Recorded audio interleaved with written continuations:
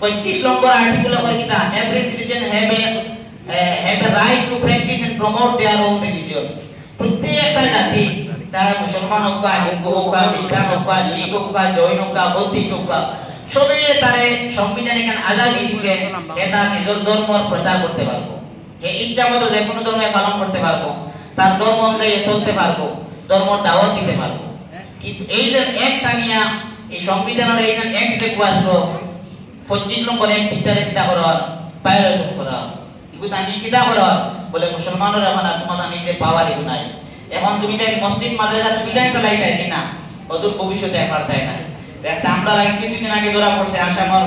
মধ্যমন্ত্রী মুসলমানদের এক জাতীয় ইঞ্জিনিয়ার বানাইতরা মাদ্রাসা বন্ধ করছে। এর বাদে মেহবুল হক স্যার যে বহুত বড় একটা ইউনিভার্সিটি বানাইছেন মেঘালয় সায়েন্স এন্ড টেকনোলজি, যেখানে সব ধরনের মানুষে পড়ে, যেখানে এত উন্নয়ন হয় তারা দেখতে চলে এর মধ্যে একটা ফ্ল্যাট জিহাদ বদলতি না একবার সুপার ভোটিং বা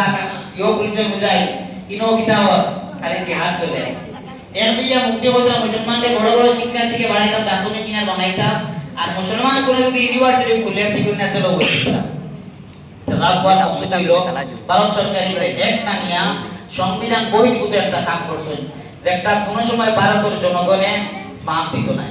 এখানে আমরা দেখি আর এই যে লোকসভার মধ্যে ভোটাভুটি হয়েছে তাই অফ রেমান্ডে বিলের পক্ষে 288 জনে ভোট দিছে আর বিপক্ষে